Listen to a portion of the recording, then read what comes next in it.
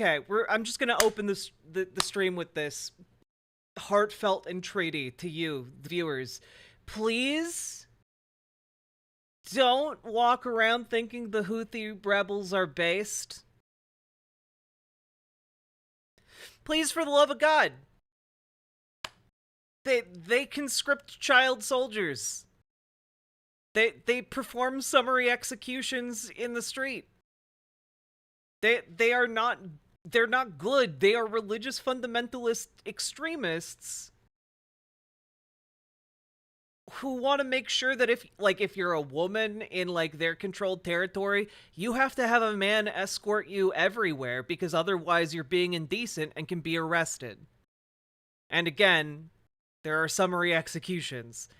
If you're gay, they will kill you. Like they're not good people.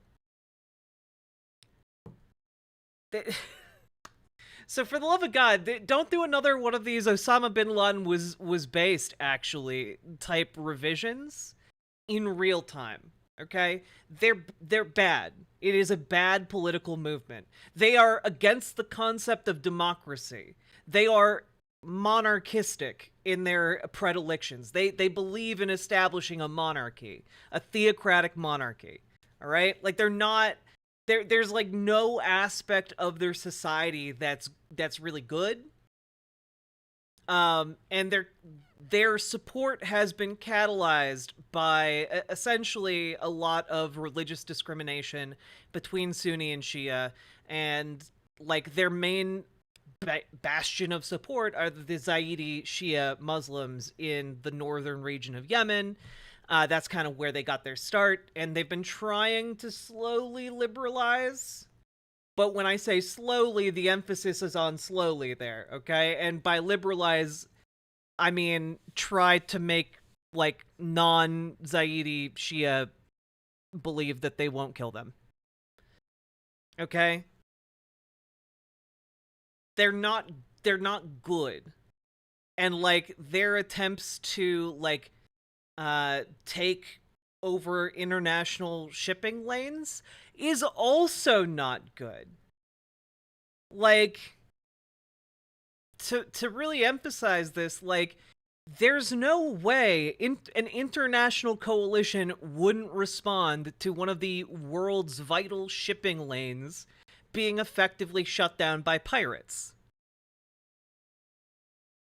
Do you agree or disagree with Vosh that the strikes are justified?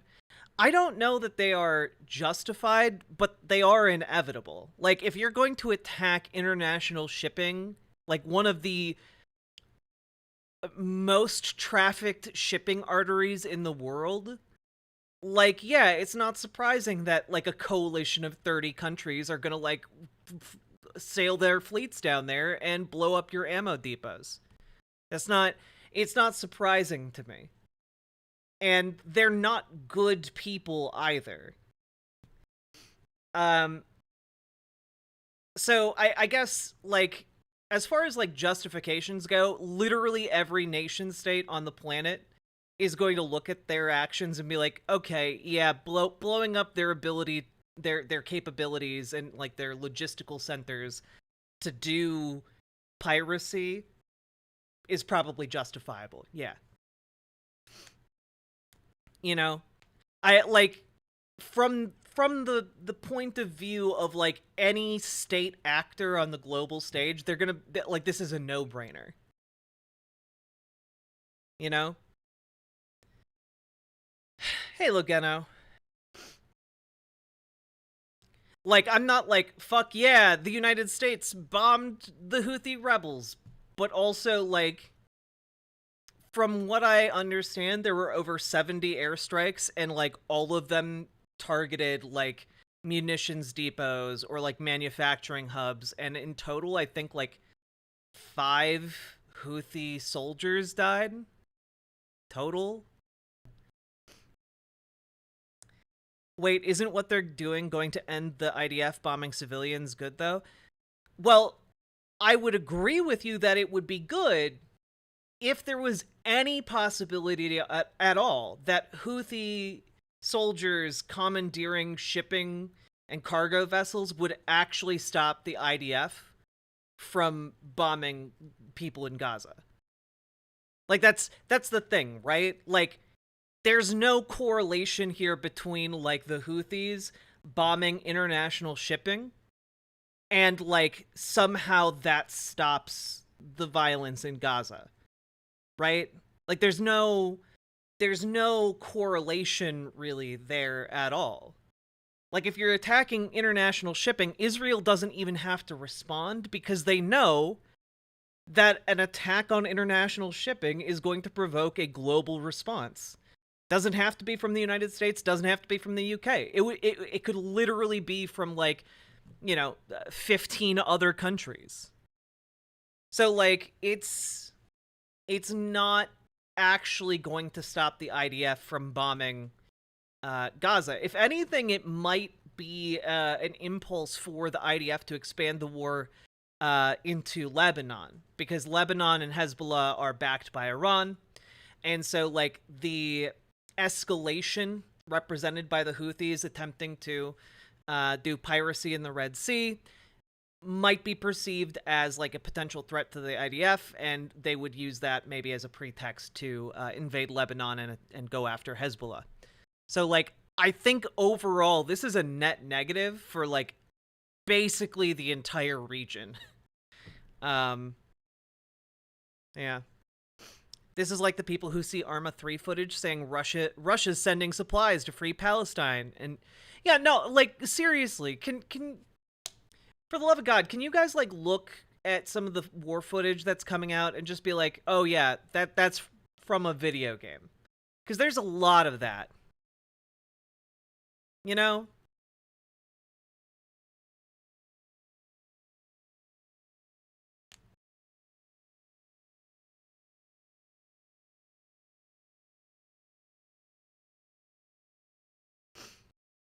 So, anyway, we gotta go over this.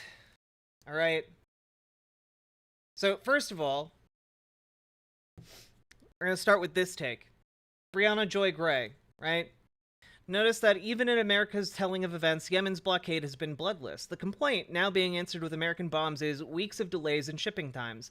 Yemen's non-violent efforts to stop a genocide is met, unsurprisingly, with more Western violence. A couple of things here, okay? Couple of things. Couple points here. Couple minor nitpicks about this tweet. One, this isn't Yemen. We're not talking about Yemen, the country. Okay? We're talking about the rebel-controlled territory of Yemen. Yemen has been in a civil war for a decade now, and the Houthi rebels are a religious extremist faction that control a portion of Yemen. So when people are saying, "Oh, Yemen's attacking the ships to do international pressure on Israel to stop the violence in Gaza," no, Yemen isn't doing that. The Houthi rebels in Yemen are doing that, and they're doing that because they've had a 2-year ceasefire and truce with their opposing side in Yemen. Okay. Yeah, the government in exile had to flee the official capital, Sana'a, to move to the port of Aden. Or Adan. I think it's Adan.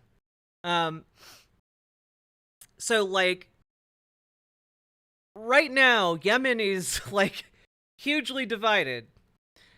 So it's not the official leadership of Yemen doing this. Second of all, this tweet is strange to me because it's like, yes, the Yemen, the bold Yemenis are merely complaining and blockading the ships, and America is responding with bombs. Now, just real quick here, we can take a look at the timeline. So, all right. On October 8th, 2023, the day after the Hamas attack on Israel, we sent a carrier strike group, the Gerald R. Ford strike group, which consists of the aircraft carrier Gerald R. Ford, plus, like, I believe it's Yes, a cruiser and several destroyers, right? Let's take a look here. On October 19th, the Carney intercepted 3 cruise missiles and 8 drones launched by the Houthi militants in Yemen. Oh, and then it turned out several days later that actually they had shot down 4 cruise missiles and 15 drones over a period of 9 hours. Then on November 8th, the Houthi rebels shot down an MQ-9 Reaper drone. On November 19th, the Houthi rebels seized a cargo ship in the Red Sea. The Thomas Hudner on November 22nd shot down drones in the Red Sea launched by Houthi groups. Houthi forces have tried to seize other vessels, usually with anti-ship rockets at their disposal. We have just a string of, like, the Houthi rebels shooting missiles at U.S. warships. Like, just just keep this in mind, right? We have let's see here. On the 16th of December, the Carney shot down 14 unmanned aerial systems, aerial bombing drones. And then we also had, let's see here.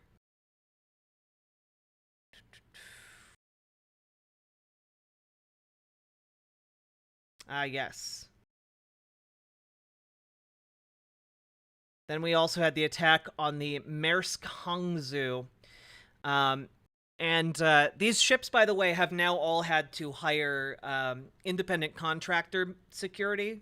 So when the Houthi rebels do attempt to board these ships now, they're being met with violent resistance because the people on the ships don't want to be captured by Houthi rebels who are committing acts of piracy and taking hostages. So while the security team on the Maersk Hangzhou were repelling the boarding attempts, that's when you got the news story about the aircraft carrier Dwight D. Eisenhower and the destroyer gravely responding to the distress call, and that's when you had the story about the choppers going in, being fired upon by the Houthi rebels, and then returning fire, right? So, like, there have been, like, over 100 attacks on U.S. naval ships, like, and the fact that there has been no U.S. response, really, to those attacks is honestly pretty wild to me, right? So, like, I'm not really supportive of anything that's happening here, but it's also, it's actually pretty wild to me that it's taken this long to have a retaliatory strike on the Houthi rebels, considering. Let's see. Civil war with Saudi Arabia? No, the Yemeni civil war has been going on since 2014. Like, the elected government of Yemen was overthrown and displaced by the Houthi movement. They fled and reestablished their government in Aden or Adan. I can't remember which one it is. And since then, the Saudis have been backing the former government in Yemen, or the government in exile. Again, largely this is along religious lines. The former government, the government in exile in Yemen, is predominantly Sunni Muslim, whereas the Houthi movement is predominantly Shia Muslim. These differences are, like, primarily what is behind this, alongside it effectively being a proxy war between Iran and Saudi Arabia. So America has the right to drop bombs on another country? Well, let me put it this way. If you attack an aircraft carrier with drones, it's not really that surprising if the aircraft carrier then bombs the factories that make the drones. Do you does that make sense? Like, generally speaking, if you attack a US military base, there's generally some sort of response, you know?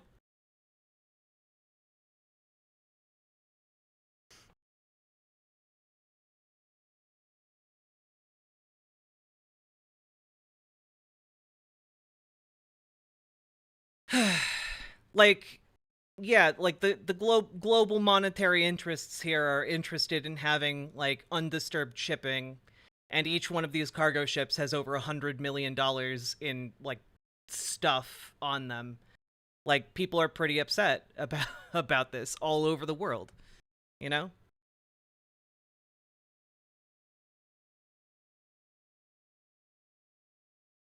Like, there are very few things that can unite disparate international interests faster than piracy.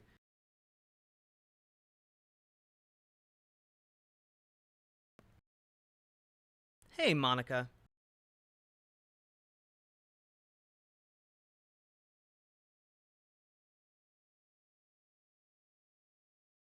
I Schmouderman, I also don't agree with you. Like, the US's alliance with Saudi Arabia is nothing short of monstrous. I'm not trying to justify any of this. I'm trying to just present it as it is happening, give you an accurate picture of what's happening and what the likely outcomes are here. I'm all right, Brianna Huffman.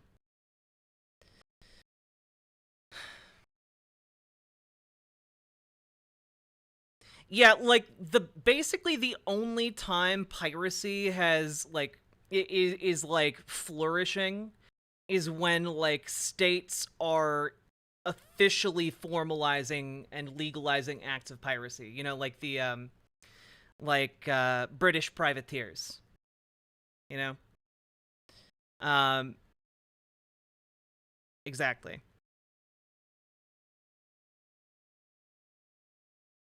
Feels like everyone is trying to pick the side of good, but there aren't really any good guys in this situation. Yeah, that's kind of my point here, right? Like, the Houthi movement is, I would say, evil. The US government and military is evil. Like, Saudi Arabia is evil.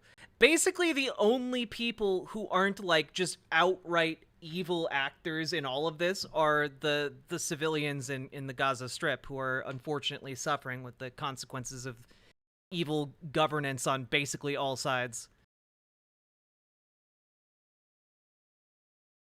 You know, this is why geopolitics is really tough, because like there is a tendency to want to like pick like these are the good guys, these are the bad guys, and like that is just so not usually the case.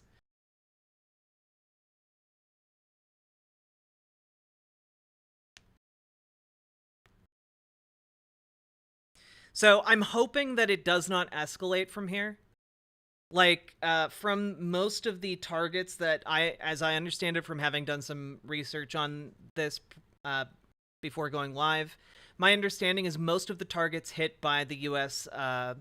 Bombing attacks were like munition depots, were basically related to their ability to conduct these drone attacks or boarding actions on these cargo ships. So hopefully this is kind of like a again, as I was saying yesterday, kind of like a cuff on the back of the head so that things don't continue to escalate.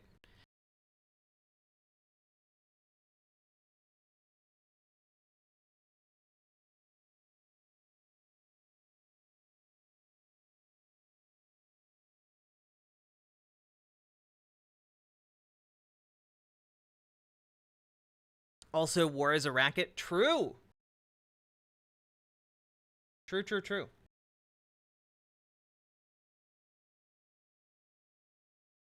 So I just want to say, like, this type of take bothers the shit out of me because, again, this isn't these efforts aren't non-violent. Like, they're literally shooting missiles at cargo ships and sailors. Like, I don't know. Like, is it non-violent if the U.S. drops a bomb and no one gets killed from it? I would argue no, it's not actually. Like, but for whatever reason, a lot of political analysts, a lot of these folks are just like glossing over that. Like, if it was the United States who just dropped the bomb on like a cargo ship and like, oh well, no one died, well then it's okay, I guess. It's not no, no. God damn it.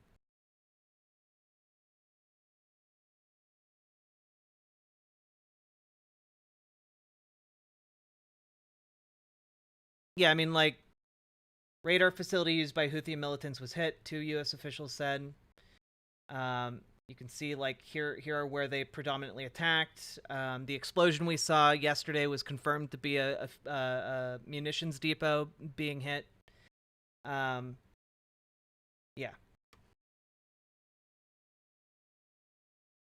To be clear, though,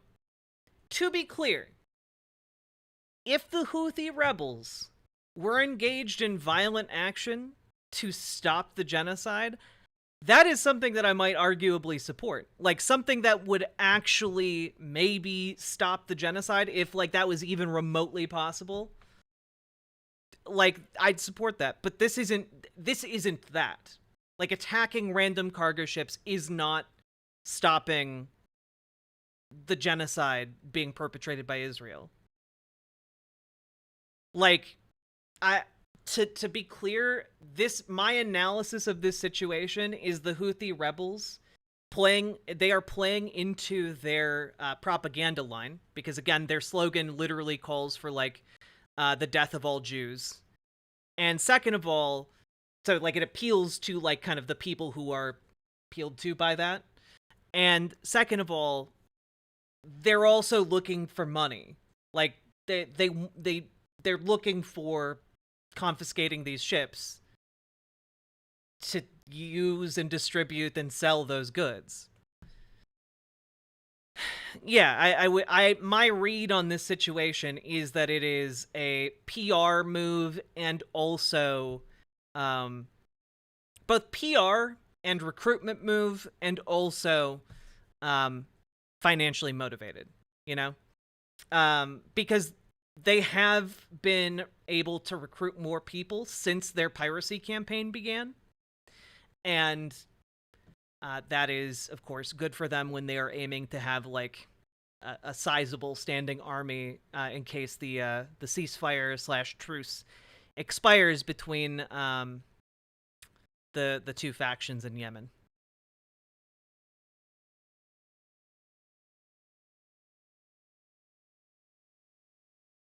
Does this make sense? Does anybody have questions?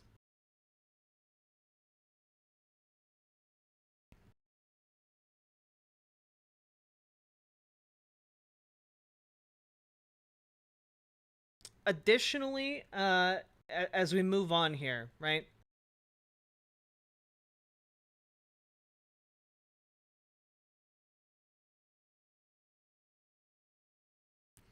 We need to analyze I would say, the fourth reason for these attacks on international shipping that I haven't mentioned yet, which is it could be very possible that the aim of the Houthi rebels with these piracy attacks is to draw Iran into this wider regional conflict.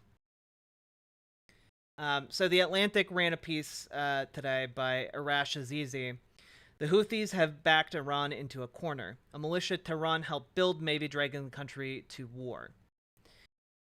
Because basically, the Houthis have been backed by Iran for the last decade or so, with the goal of having Yemen become kind of an Iranian-friendly stronghold in the region. Like, Iran's goal is to become kind of the regional power, you know?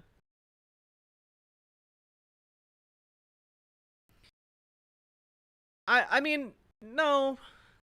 Like, again, I agree with you to a certain extent on a lot of what you're talking about, like a lot of U.S. actions, Schmouderman. But I think in a case where, like, you have these pirates targeting U.S. vessels, I think at that point, like, the fact that there were like 2 or 3 months of attacks on like international allies and also like on international ally civilian ships and also military vessels, the fact that there hasn't been a retaliation until now is miraculous, honestly. Um like I don't think the US has the right to bomb anybody. I'm just saying, like, in this case, that kind of went out the door as soon as like they started shooting at like US troops. Um they literally want to be a regional hegemon with satellite states acting as buffer zones. Well, yeah. And honestly, Iran has the capability of becoming that. I would argue they're basically almost there. The only thing preventing them is kind of the petrol state of Saudi Arabia and their insane amounts of money.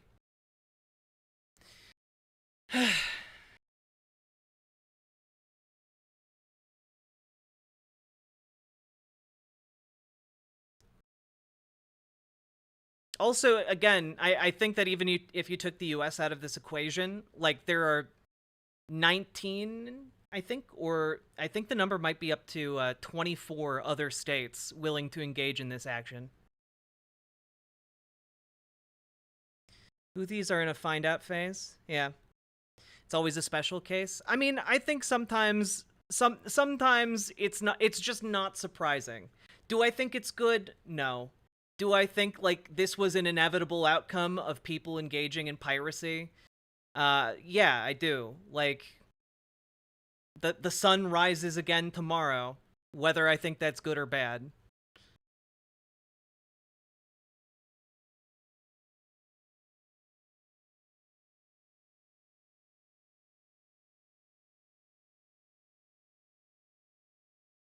Like, do I think that just because the Houthis use child soldiers and like do executions in the street, and like, do I think that they should be bombed for those things? No. Do I think those things are good? Also, no. But like, when you start shooting at international cargo ships, like, this is what's gonna happen. Even if we lived, honestly, even if we lived in, like, you press the Thanos button and the United States just disappeared, like every US military thing disappeared off the face of the earth, like, this would still be the outcome, you know?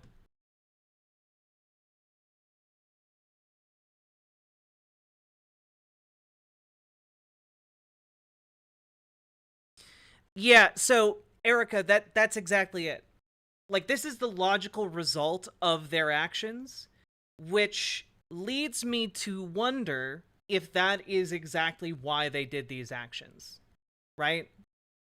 Um because I have a feeling that the Houthis are banking on the fact that they can continue to antagonize this international coalition, and Iran, not wanting to see its decades-long investment in their movement go to waste, might expend additional resources to be dragged into the conflict effectively.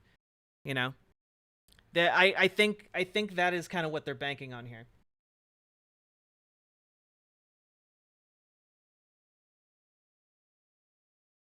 Let's see here. Let's go over some of this piece from the Atlantic. Okay. Following repeated attacks on their warships, and the United States and the United States and the United Kingdom have finally hit back at the Houthis, a Yemeni militia that holds power in the capital city of Sana'a and is recognized as the official Yemeni government by its main sponsor, Iran. Which, to be clear, again, Iran recognizes the Houthis as the official government. No other country does.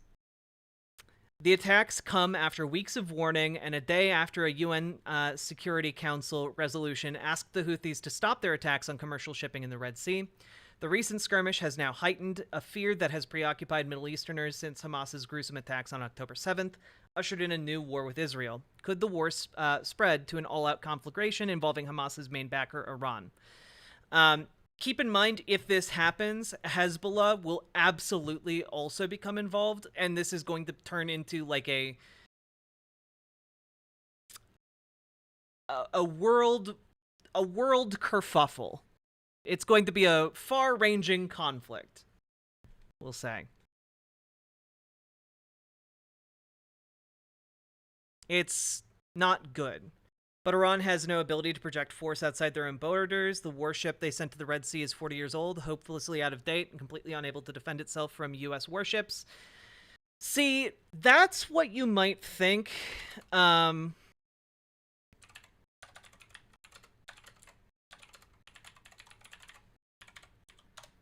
However, it's not good, actually. Like, even if you take that into account, like a US Iran war would be catastrophic. It would mean like basically the end of like Iran, but also like it would also mean like the end of the United States. Like it's like a mutually assured destruction type situation. Um yeah. Like they did a war game about this, not a war game, but like a war simulation about this, like famously, like over a decade ago. And yeah, it didn't go well for U.S. forces. You know, it's basically uninvadable, unbombable. Um, it doesn't go well.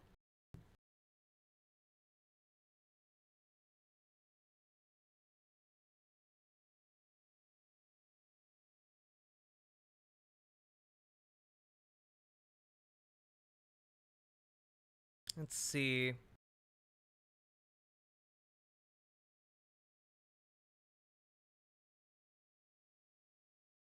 trying to figure out which of these war games it was.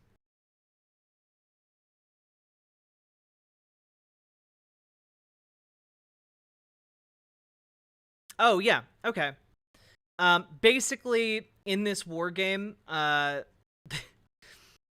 where one side being Iran, the other side being the United States, the Iranian forces in this war game were able to best the United States by basically using like motorcycle messengers, light signals, older methods of communication, and that basically was able to blindside the electronic surveillance network of like the blue U.S. forces. Like um,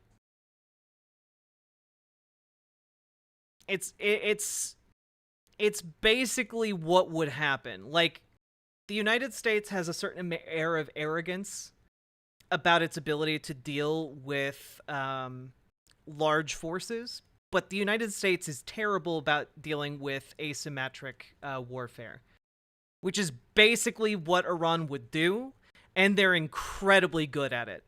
They've basically spent the last like 20 years developing their ability to wage war in an asymmetrical way, meaning they kind of bank on the fact that like they're going to have fewer people and fewer resources, and so they've figured out a way to kind of maximize the damage they can do with that.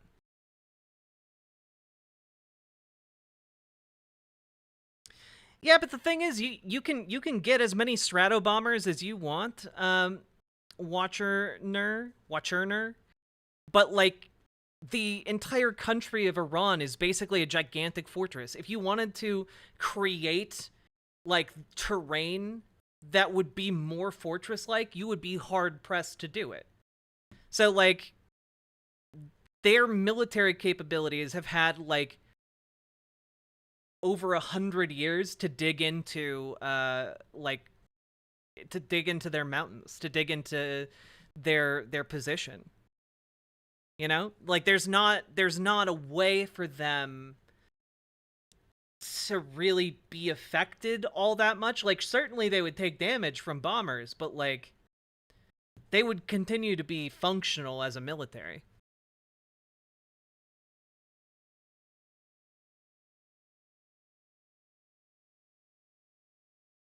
Hey Jonathan Ross, how you doing? Yeah, like the Taliban were able to withstand like years of bombing in Afghanistan, and as soon as we left, they just came right back into power. You know? So it's not it's basically the nightmare situation of like the Middle East. From like a geopolitical perspective. It's the last thing any country in that region wants. But the Houthis have like a different calculus because they're not fully recognized as a country yet on the international stage. They have their own goals, which involve, installing like monarchy, like a theocratic monarchy in the region. Like they have a bunch of different goals that absolutely might be amenable to saying fuck it and attacking international shipping specifically to bring Iran into the conflict.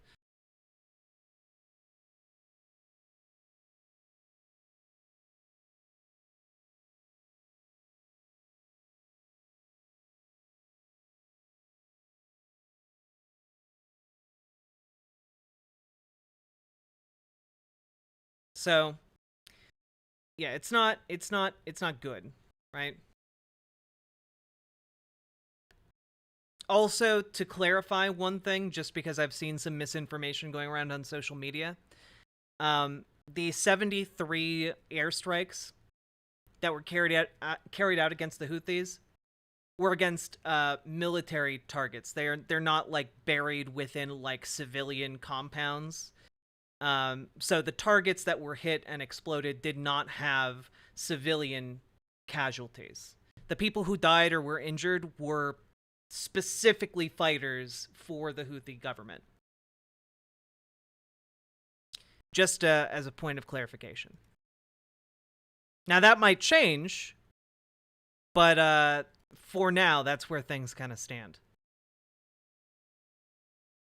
And of course, the Houthis. Part of why I give more credence to the idea that the Houthis are doing this to bring Iran into the conflict is because just today they attacked another cargo ship.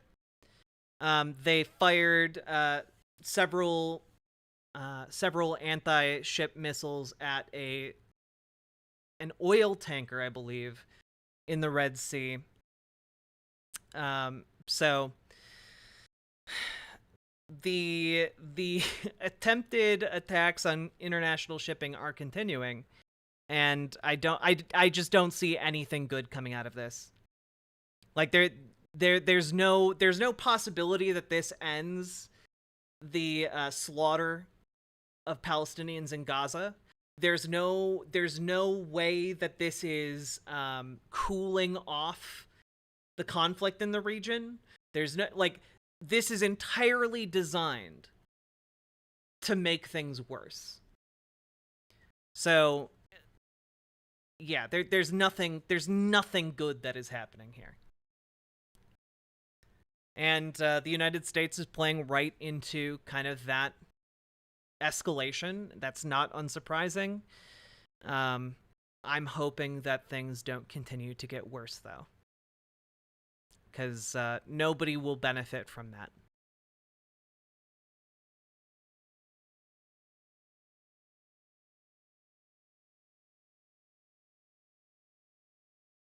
All right. Any questions?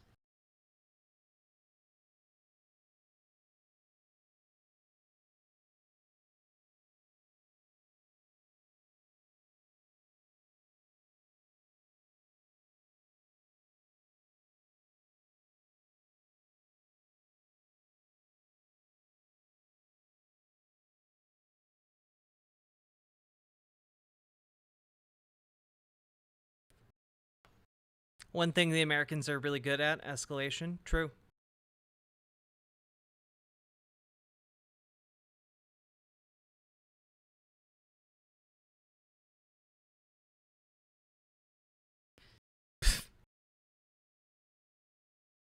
How drunk were those analysts doing that war game? Well, that war game, sorry, that war game took place in 2002. So they probably weren't drunk. They were probably just incredibly arrogant about their capabilities versus Iran. Are you going to touch on its legality? Um, as far as I understand it, and I could be very, very wrong because I did not look into this. Um, so take what I'm about to say with a grain of salt. I think the current argument is that since the Houthi controlled region isn't a state, that they don't need Congress's authorization.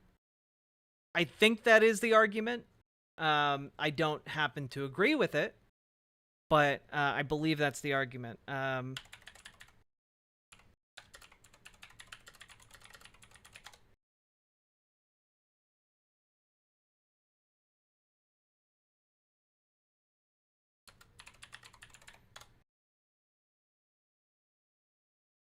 It also might have something to do with piracy. Like, counterattacks against piracy are just, like, basically blanket all good under international law. That could also be. Let's see. I found an article from Reuters here. The United States and Britain on Friday defended to the UN Security Council the legality of strikes they launched against Yemen's Houthis for attacking Red Sea shipping, while Russia and China accused the Western allies of raising regional tensions. Let's see.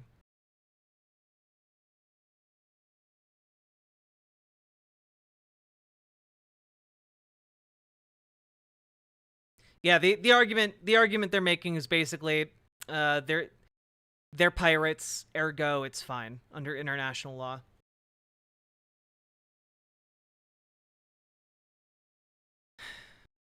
Yeah, I mean, like, okay, just as an FYI, right? As remember the rule of thumb, generally speaking, each of these cargo ships has over $100 million minimum in its cargo holds, right? Um, over 2,000 ships have been diverted due to this conflict, which that's a lot. That is $200 billion worth of goods. Like, that is going to draw immediate attention from basically every country that does shipping.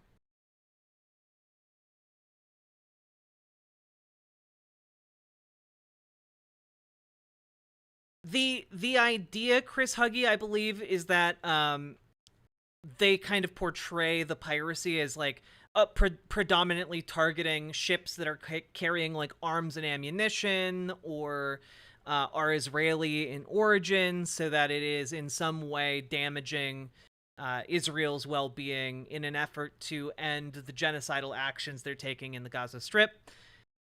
The issue is that they are not actually like preventing most of the ships are able to get away, but really what they're doing is just kind of sowing chaos in the region, which causes shipping to divert around the region rather than take the risk of going through, and anything they seize is just kind of theirs now. It's not actually stopping shipments of arms or ammunition to Israel. It's not actually stopping much of anything to Israel. This is just kind of a different. That's the pretext, but the effect is very different. Joe Biden don't need permission to go hard in that Houthi. When the perks hit, I be rock hard, and Jesus. I beat it Houthi up. You ever had sex with FEMA? I make that Houthi a super fun site. BWA. I feel like that's a reference to something, and I don't get it, but thank you for the $10 dono. Vosh was talking about how the defense for this action was that the reauthorization for use of military force allows for defense of U.S. assets because they fired on a U.S. warship. Yeah, I mean that sounds about what the U.S. government would say. And again, I believe they've fired on U.S. warships numerous times, so it's not like it's a well, maybe they did, maybe they didn't situation. There's plenty of occasions to take notice from.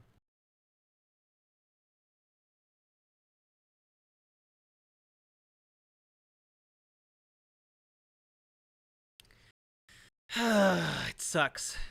Like, the main thing to take away from this is all of this is bad. All of it is bad. Nothing that is happening is really going to fix it. And at this point, it really seems like the ball is in Iran's court about how they're going to respond to all of this. Because again, Iran has the ability to kind of bring the Houthi rebels into some kind of non-violent understanding of the situation, and it remains to be seen whether or not they will do that. It would also not go super great for anybody if the United States invaded the Houthi-controlled territory and got involved in the Yemeni civil war. There's no good outcome here, short of like Iran being able to kind of rein things in and allow things to settle down in that way.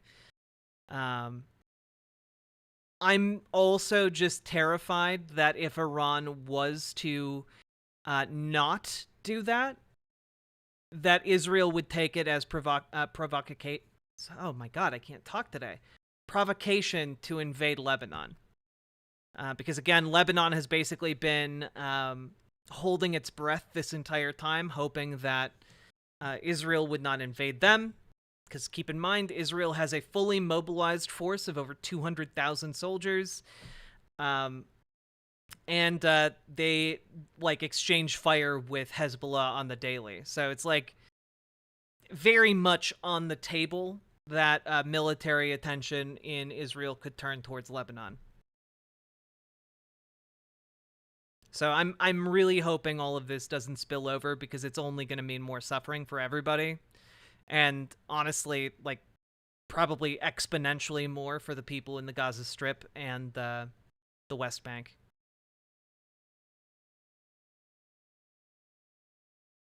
Covering stories like this breaks my goddamn heart. You know? Cuz I wish I could look at these international events and root for a good guy. I wish I could be one of the dipshits on Twitter rooting for the Houthis as if they're the good guys. They're the plucky, it's a much better story if the Houthis are plucky Robin Hood types, stealing from the rich to distribute goods among the masses. It's a lot more comfortable and comforting if that's the case, and they're fighting the good fight with what little they have to stop the genocide in the Gaza Strip. But from all of the information I have, that is not the case of what's happening. Their faction is disgustingly evil.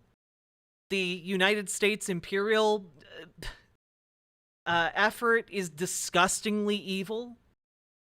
The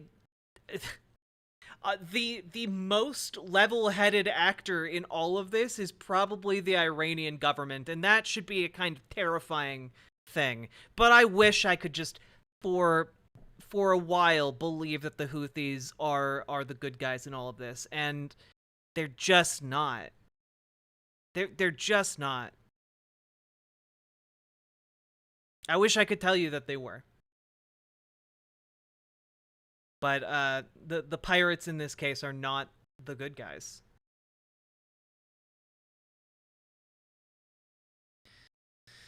Have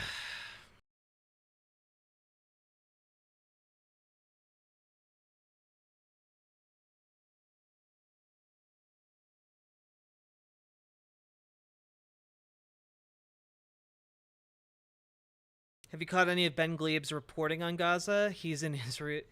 2 videos on Rebel HQ so far. I have seen some of Ben Gleib's takes on Israel, and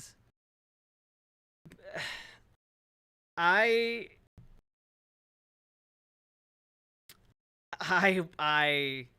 think he's not great when it comes to Israel Palestine. That's my 2 cents there. I don't know if I could. I don't know if I could get through a segment like that without getting incandescently angry.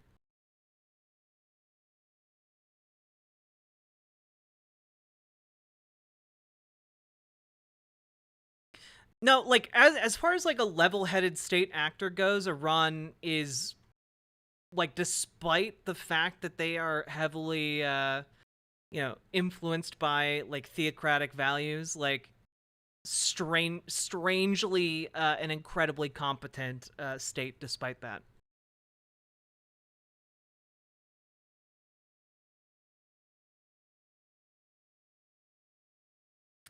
Fast Walker, I've been watching a lot of lore videos about Dark Souls, and I got a little bit about the Solaire, and the word incandescence just been on my mind.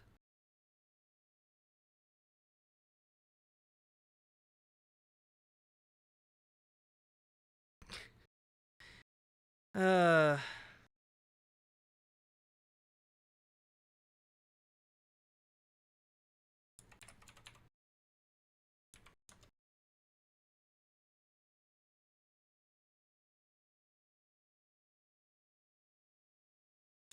what does an Ayatollah do exactly? Basically, there are 12 Ayatollah. It's like a rank in their like religious hierarchy. Um, and there are 12 Ayatollahs in the Shia clergy. So, at least in Iran. So like, basically, it's like calling someone a pope, you know, or maybe a high bishop or something.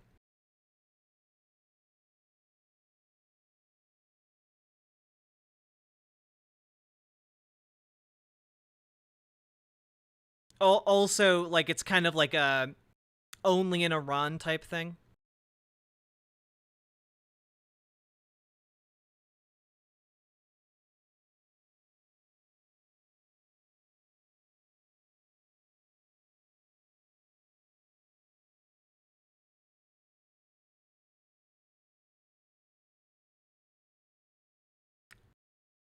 Archbishop? Yeah, that might be better. I said high bishop, didn't I? God damn it. Cardinal? Yeah, that's probably a decent.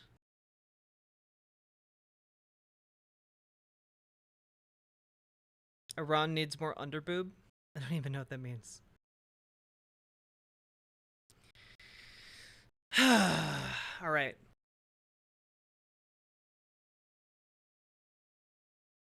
I knew that talking about Yemen would bum me the fuck out, but it's really important, and we need to talk about it because I've just been seeing so many people have wrong takes about it today.